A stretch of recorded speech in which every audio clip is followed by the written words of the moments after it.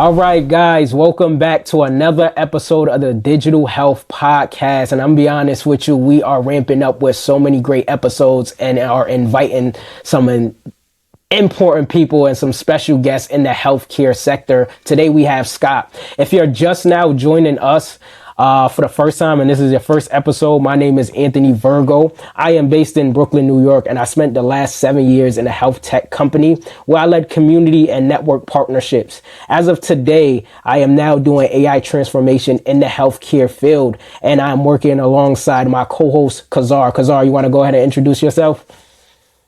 Hello everyone. So I'm Fizashad and I'm the co-host of Digital Health Podcast along with Anthony Virgo. So let me introduce myself to the audience who are the brand new to this podcast. So I've been working in the healthcare domain for quite a while. I started with the dental practices and then we collaborated together, and now we are working with whole of the healthcare sector, with the physiotherapists, with dental practices, with psychotherapists, with psychologists. So yeah, it's a brief introduction about me. Now I want to kick it to Scott. So my name's Scott Frankham. I'm a physiotherapist here in Adelaide, Australia. I've been practicing for 6 years. I've been working in aged health since I graduated, and I also have been working in private practice. I've been working with people on our NDIS, which is a disability scheme set up by the government, and people of all ages, from sort of early teens and all the way through to my oldest clients, 101 and still going. Got it. Thank you. And I own a MMA gym. I teach the karate, but I'm studying judo and BJJ and Muay Thai and so on, MMA. Definitely. And thank you again for joining us. So I usually ask this as the first question because I feel like I know in my journey, I kind of fell into healthcare on accident. And I feel like I kind of have some of the same kind of stories that I hear about. But prior to me being in health tech, I was a car salesman. So I was, just selling cars and things like that. And I often tell people that I came into healthcare because I wanted to help people versus screw them over on car deals. So I just wanted to stop, doing that part and then really do something that's more fulfilling. Not to say the car business wasn't, because it was 100% fulfilling, but with healthcare, you're able to interact with so many different people with so many different needs. And to see, I think for me personally, the way the journey is for me, or a perspective, I have a better understanding of what I want to see my health look like at a certain age. So if we're thinking about like 65 and older, or when I'm retiring, or understanding my parents' health, healthcare has given me an inside window of that, and I appreciate the industry for that. But I kind of came into this field on accident. So for my question for you, my first question is, how do you get into the healthcare industry, specifically for physical therapy? And, what has that done and taught you so far in your journey? Interesting, actually. I also ended up in healthcare by accident.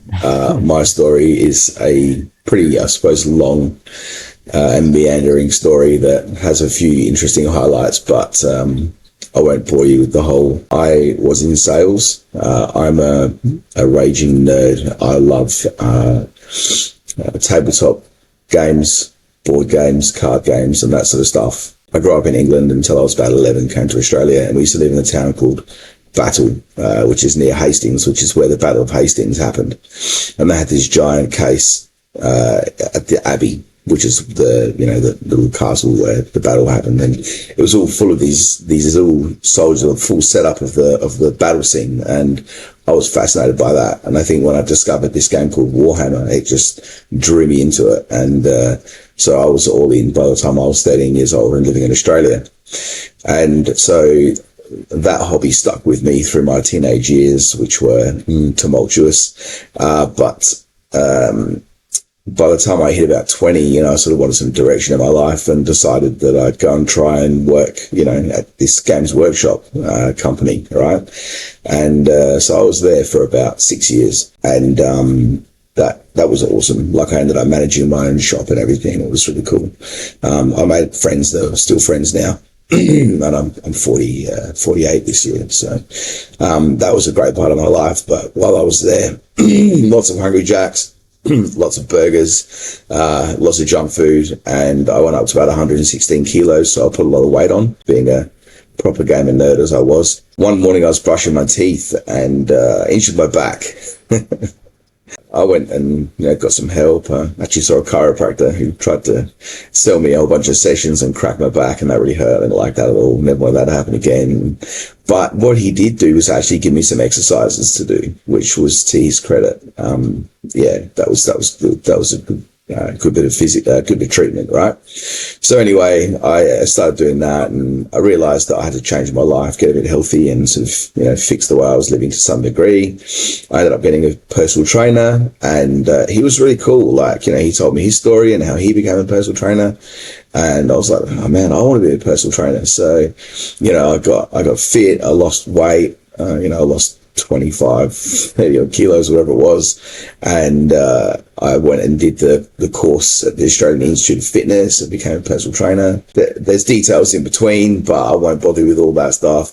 I ended up buying, again, by accident, an aged care agency, right? A small one. My dad was doing some work for this agency, and he became friends with the owner, and the owner got sick, and my dad went back to England, and he wanted to sell my dad the business, and I bought it. It was really small at the time. It had just two little A to Z, like plastic folders full of clients, and I put it on a computer and sort of computerized the system, and my mum was doing the coordination, and I was like, Mum, when this phone rings, you got to answer the phone, and if people need help, you got to help them every time, 100% of the time. And she's like, okay.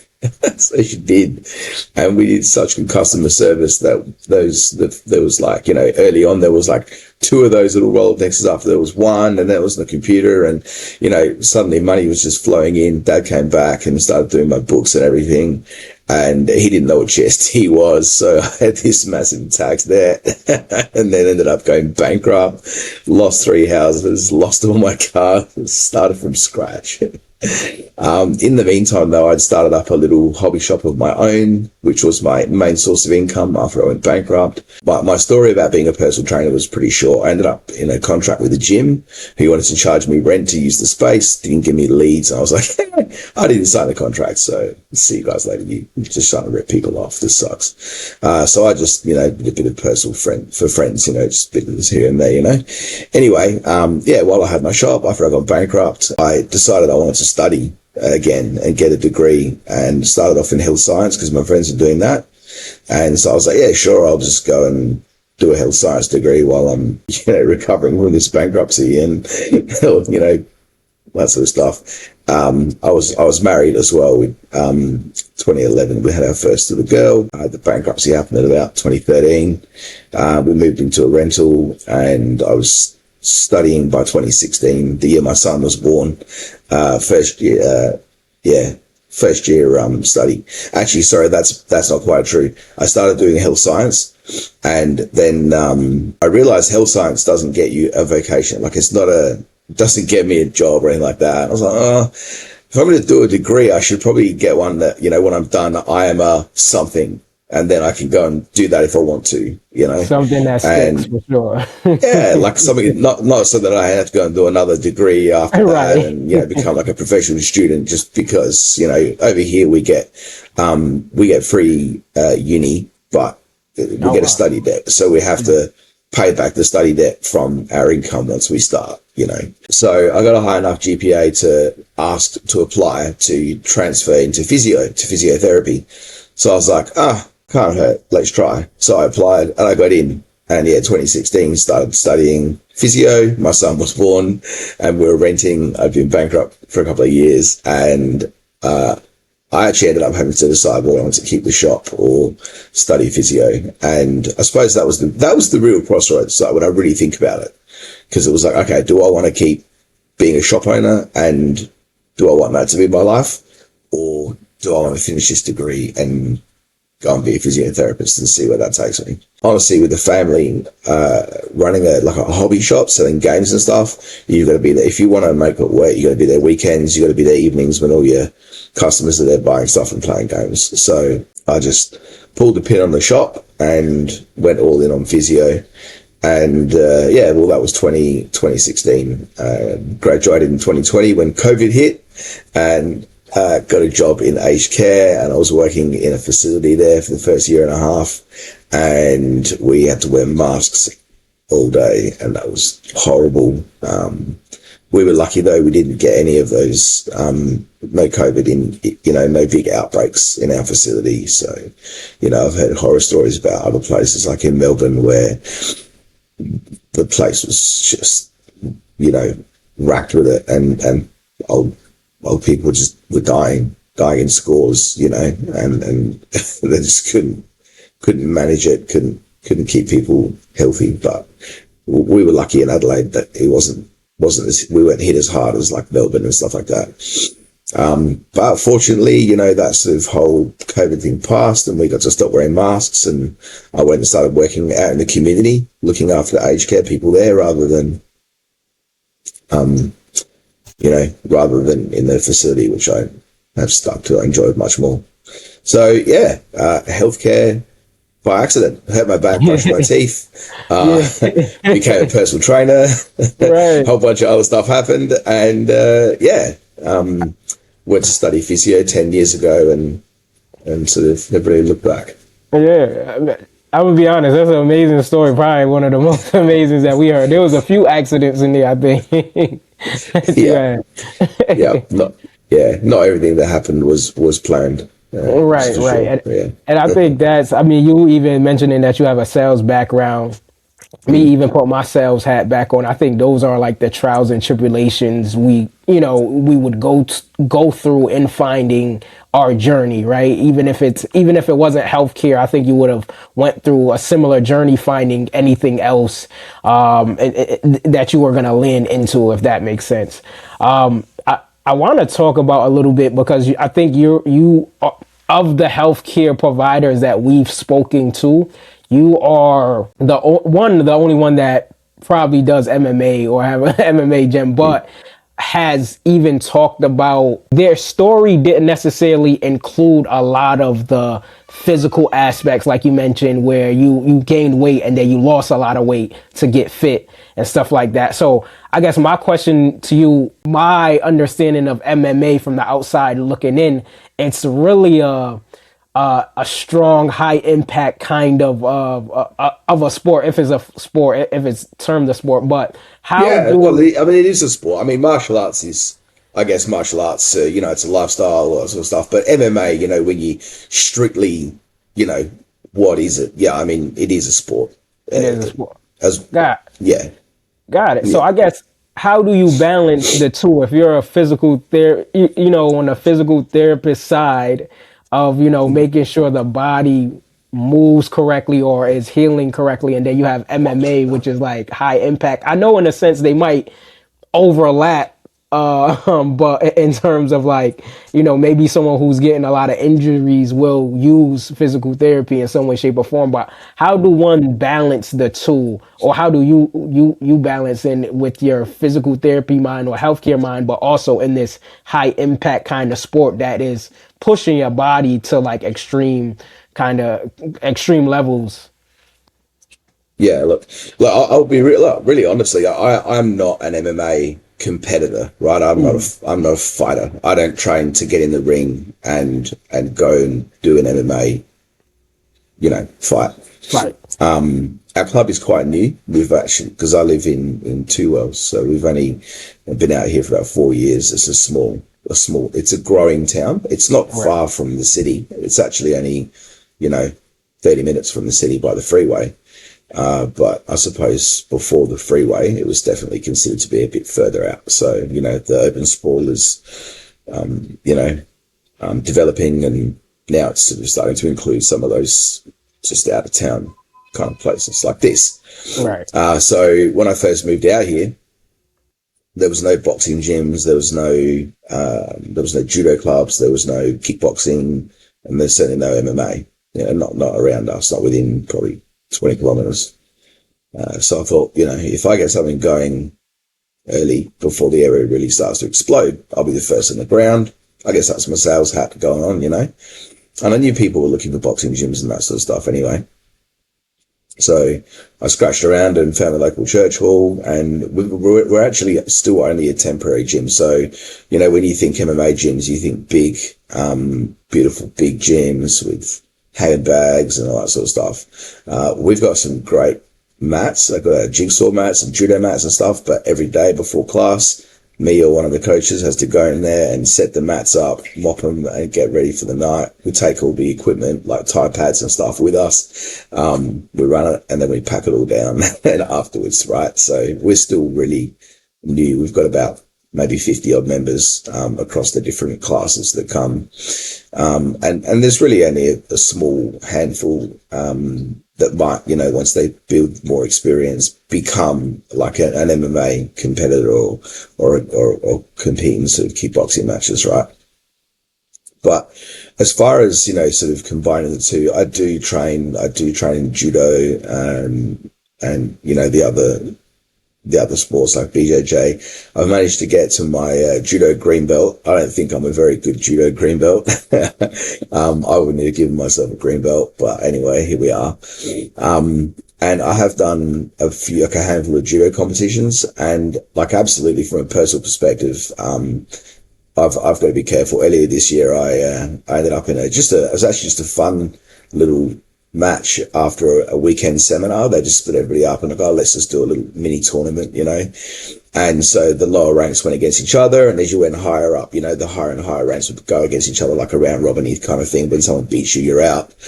And so I took out this first young, orange belt guy, and the crowd were like, hey, yeah, old man judo, And the next guy stepped up, and I could tell he had this thick, wedge beard. I was like, nah, man, this guy, he's not just some orange belt. I can tell there's something in his eyes. He got practice somewhere else as well. Cold, dead stare of someone who's done this a lot longer than any orange belt. I just knew it, right? And we came to grips, and he was strong. He was a little smaller than me, but he was strong. And, in the chaos, we went down, and I ended up on top. And like that, he swept me. He was on top. He was around. He moved like lightning. And then he had me in this shotgun armbar. And I was like, I've got to pull my elbow to the mat. And I pulled, and he pulled. And I was like, no, tap. I was done. That was it. He beat me, won. And later on, about an hour or so later, my shoulder, this shoulder has not been good for many years, right? And it was really starting to hurt. I thought, oh man, I've ripped something. This is terrible. And I've now been rehabbing this shoulder since it was February or something like that. It's just getting to the point now where I'm sort of starting to hit the mats again. And I've had a few other issues going on as well, but this shoulder, absolutely. So yeah, and that wasn't even at a tournament. My plan this year was to hit tournaments again, blah, blah, blah, but that's gone. So from a personal perspective, yeah, look, judo, and if anybody ever doubts judo as a martial art, mate, I just go and do a handful of classes and see how you feel about that. Because I've always been pretty terrified of judo, and I'm glad that I'm learning it, because it teaches you, if you're up against a judo player, and you can read their movements and know what they're trying to do, and certainly saves you from getting hip thrown into absolute oblivion. So yeah, judo is really tough, and if you don't land properly, how to land, then you're going to end up in a lot of hurt. So from a perspective, as a physio trying to do both, I would look after my hands, because that's where the money is. And any of those sorts of sports where you're gripping, you potentially get your hands wrecked. So you've got to look out for all that sort of stuff. You just got to play it safe. That's the bottom line. But as far as being a martial arts instructor, like I said, I teach the karate class, freestyle karate called Tankyushin. And, I see a lot coming through there. One of our drives is people with neurodiversity. I personally have I've got ADHD. I'm undiagnosed and I'm unmedicated, but my friend's a psychotherapist. Then he's like, You man, know when you if have it, you just go and get right? diagnosed and some medication, like, things would be a little bit easier and that sort of thing. I'm like, yeah, but, I might lose my energy. I juggle like 50 things all the time. And, what if I can't do that? He's like, no, you'll be fine. You should just do it. So maybe I will. But anyway, I digress as I do. Neurodiversity, also a lot of like neurodiverse people are drawn to martial arts, right? And you get young kids come and they're on the spectrum and that sort of stuff, and they're like low toned and struggling with balance and those sorts of things. So like in my karate classes, I make sure that I focus on things like like strengthening, balancing, helping the kids to develop those skills that might be a bit underdeveloped.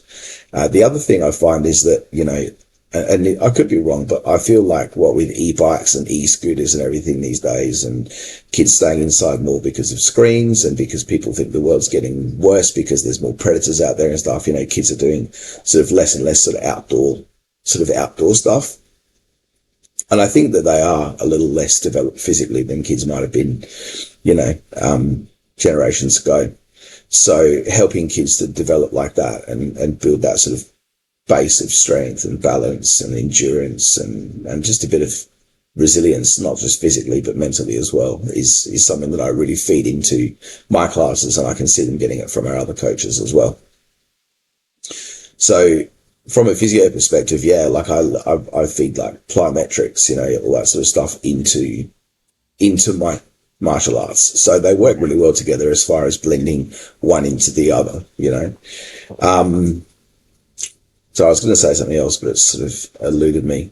From an injury perspective as well, obviously, like, because how the body works on a very intimate level as a physio, you can, make sure you give people good tips on, make sure you move this way, don't move that way, do this, do that, watch out for this joint in this sense, because, if you do this or that, you can end up getting injured very badly. And, it helps to look out for injuries and know whether someone's really hurt themselves or not as well.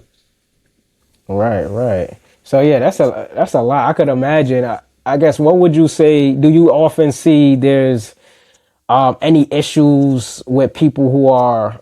I guess you kind of would see people when they first come in where they're not necessarily they don't have like the balance, not physically fit as of yet. Especially at the gym, in your experience, do you see any physical issues from like the everyday person who don't train versus someone who does train? Like, cause I could imagine like people who are taking these combat classes and participating in these sports, they would, over time, they're physically getting fit, right? Like it's an exercise, it's a workout at the end of the day. But are there any issues that you might see in someone who is training as a fighter or just taking fighter classes versus someone who doesn't do anything at all? Would you say there's like anything that stands out more versus the other?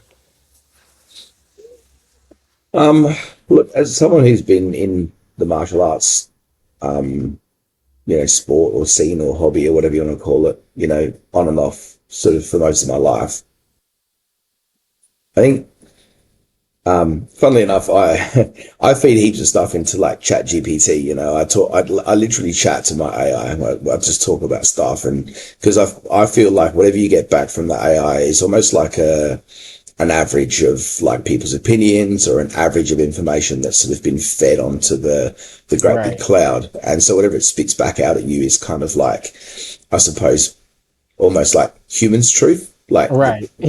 what? Right. I guess, I don't know. So I talk to it, and I sort of, because, when you run a martial arts gym of any sort, you get people come and people go. And one of the stats that it sort of spat out at me is sort of like, about 10% of people try martial arts and about 10% of those people stay. So what's that? If your maths is any good, you'd probably be able to tell me better, but I reckon that's 1% of the population are people who stay in martial arts, right?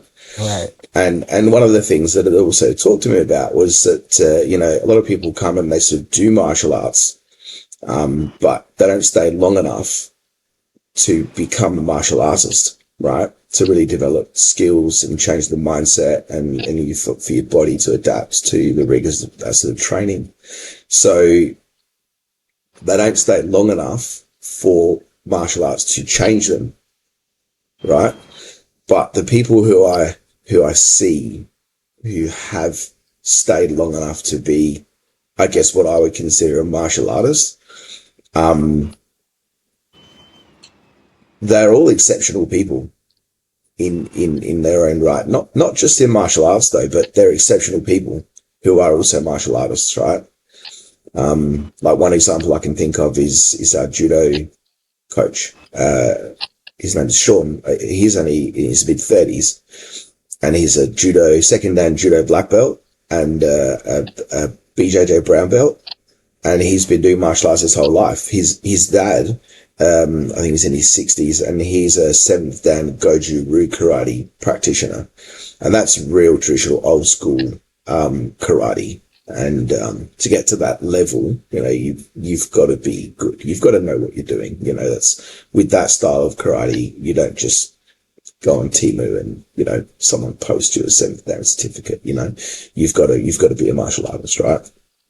So he comes from a background of martial arts, and he's a great coach. He's a really inspiring person. Watching him interact with kids, listening to him speak, watching him move as well. You're like, wow, this guy's inspirational. And that's just one example of a person that I've seen do martial arts long enough to become a martial artist and be changed by it.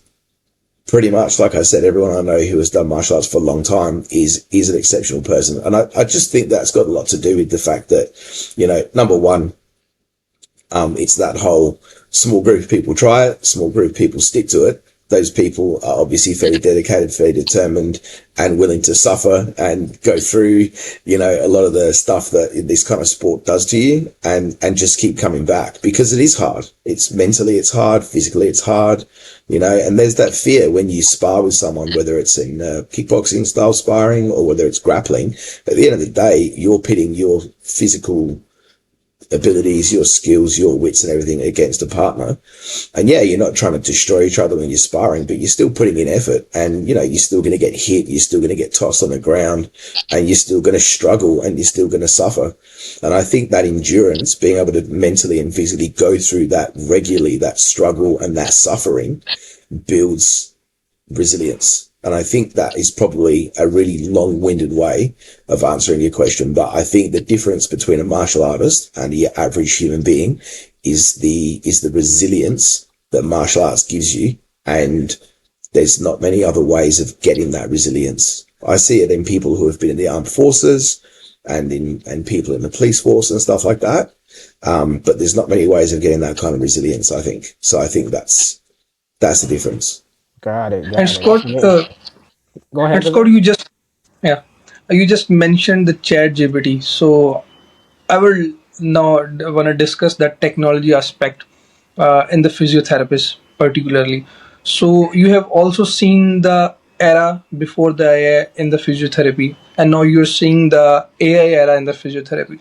So how do you see the physiotherapy, or how do you see the AI, the latest technology, integrating into the physiotherapy in the Well, I think it's great. physiotherapy practices? But I use it all the time. So, like I use the one chat, just one thread for like everything. It's like a personal assistant. Everything I want to know about, everything I've got a question, I feed it in there, right?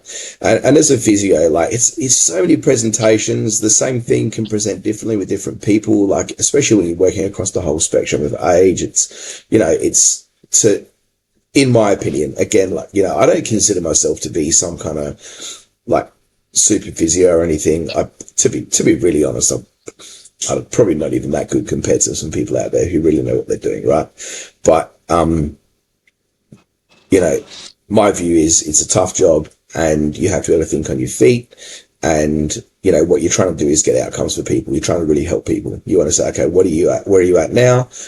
Where were you? And what do you want to get back to? And you got to try and figure out what's reasonable for them to be able to achieve and in what time frame, right? But yeah, so when someone first comes to me and they've got whatever it might be, sometimes I'm like, oh my God, I have no idea what I'm, what even to assess here. Like, what am I doing? So we go through some basics. We look at range of motion, we look at strength, we look at, we have a bit of a feel of the structures, and we create like a bit of a picture. Okay. But then in between the initial assessment and the next session, I might go away to ChatGPT and be like, okay, so I've got this person and they're this age and they've got these symptoms, and I put in like the information I've gathered. I'm like, what the's going on here, right? And ChatGPT will spit out a whole bunch of stuff. And I'm like, great. And then I can go and I can start looking into, it might even come up with like a differential diagnosis list of stuff that I hadn't considered. And I can go and I can just work my way through that stuff and spend a couple of hours learning about, the different things it could be and different assessments. And then I go and have a look at the assessments. Like there's these guys on YouTube called physio tutors. They're great. Like every physio must know them, I'm sure. And they've got a whole channel with all different assessments. You go and have a look at the assessment if you haven't done it before. And yeah, so then I just start to build a plan using the information that I've gathered. But this is the thing. You can't just go throw it into ChatGPT and then just do that. And just, that's it. Like ChatGPT did my job. Woo. You have to, as a physio, you have to, I think they call it Occam's razor or whatever. You have to be able to slice through and find the stuff that's useful and legitimate and has evidence base, right? And then you can go and you can start to explore that. And then you can apply that in your physio treatment and plan with someone. But in fact, some of the healthcare professionals used to say that healthcare is the people's business. There is no place of AI or stuff like this in the healthcare industry. So what do you think about this? Look, maybe I'm doing it wrong. I don't know. Like I consider myself to be a bit of a philosopher, and I don't believe in absolutes, right? I suppose that's a short answer for you. I don't believe in absolutes. So if they say there's no place, then I guess they're probably wrong. There probably is a place. What that place is, look, it's not for me to say. I can tell you how I use it and what I think the benefit is. But I think the other thing is like, AI, it's made by people, right? And the information that it gives you is information from people. It's all the information that we have put on the internet that it has access to. So I don't, the statement of, healthcare, what would you say? Healthcare is a people, whatever. It doesn't make sense because at the end of the day, AI is a creation of people and it uses information provided by people. So that it's still people. I don't know. I don't want to start getting existential here, but like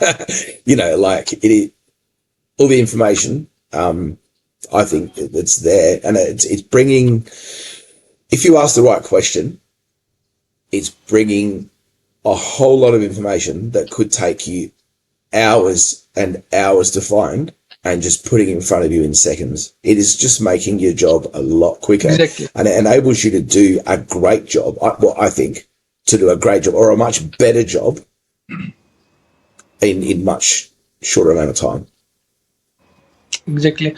And what do you think, keeping this AI or the latest technology in mind, what do you think, what is the hottest selling cake with respect to the latest technology in physiotherapy? What do you think? Is it the AI receptionist or some other technology? I'll be really honest. It's pretty sad, a bit stupid, but I'm a little bit old school. Like, there's people using shockwave therapy and laser therapy, and, you rub the thing on the body and it makes it fix it. Like, man, back in the 80s, ultrasound was the thing and everybody was doing ultrasound and everything. And I don't know, now they're all doing shockwave therapy. I don't know about any of that rubbish. I personally, and it might not be rubbish. Maybe I'm just, I don't know. But I think that motion is lotion, right? So you help people look at what their issue is, see how they're moving, and then you look at how you can help them to move better, and then you get them to move better, and then you just go, okay, just keep doing that until you move the way you want to move. I think that's what physiotherapy is, right? That's what we are. That's what we do. So sometimes I'll use dry needling, which is, that's comes from acupuncture, which is Chinese and real old school.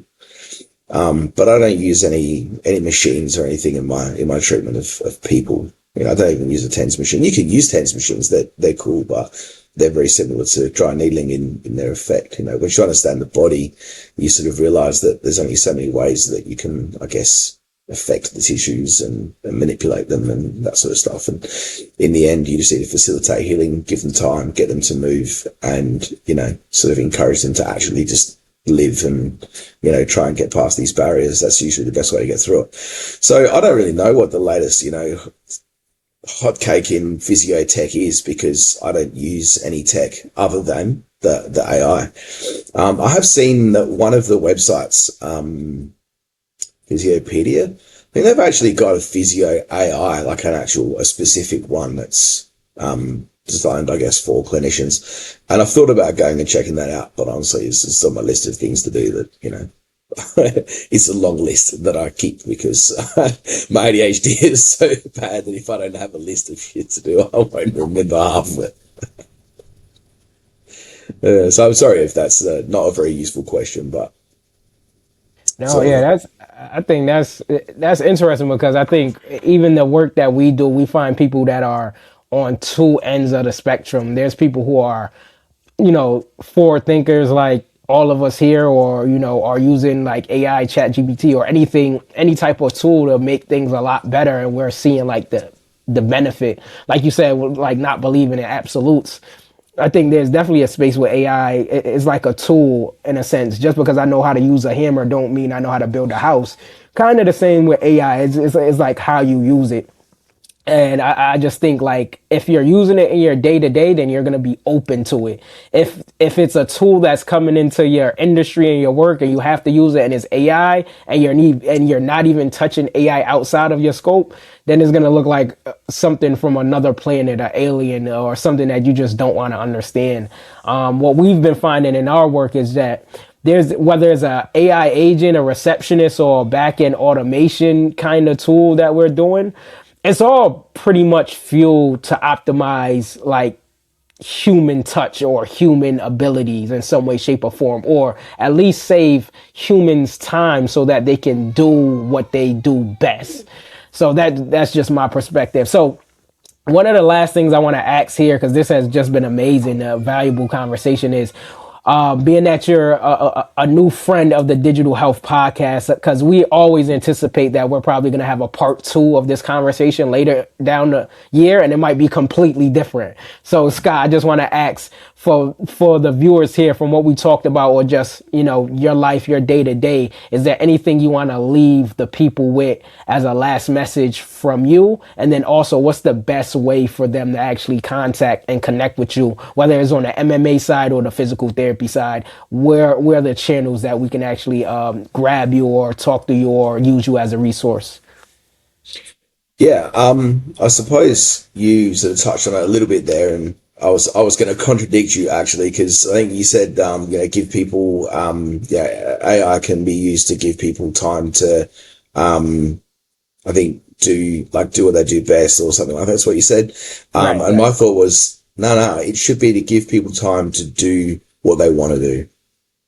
Because I can't remember where I heard this, but it may even be like Marcus Aurelius, I'm not sure, but there was somewhere some great philosophy thing I remember reading or hearing or something, and it was of all the resources that we possess, time is the only one that we have no idea how much we have left.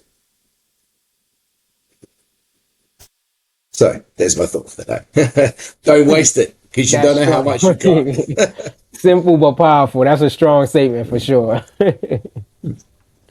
Got it. So yeah, where's And the best way to contact and connect with you, for sure? yeah, I don't know, man. Like, I'm all over the socials at the moment. I suppose you guys found me on LinkedIn, so and you'll probably have a pretty strong LinkedIn following. So for your viewers, I'm on LinkedIn. Pretty sure I'm just on LinkedIn as Scott Frankham. Let's just have a look. I haven't looked at my profile. That's how today. we found you as. Yeah, Scott Right. Frankham.